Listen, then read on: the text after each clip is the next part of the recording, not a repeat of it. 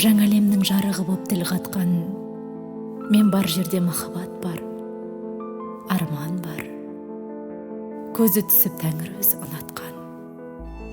Ақын барда пайғамбар бар, Алла бар. Көктен түскен 4 кітаптың бәрі өлең, Құдай сөзі, жүрек сөзі болатын.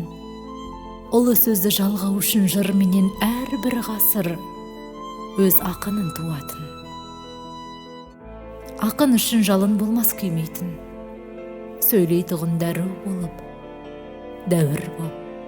Ғасыр болса ақынға бас имейтін, ол ғасырға сол тарихтан орын жоқ. Сол ақынды қорға баба, сақталла, сақтау үшін жүрек досы әлемде, тарих мәңгі қалу үшін тақтада, өмір тоқтап қалмау үшін және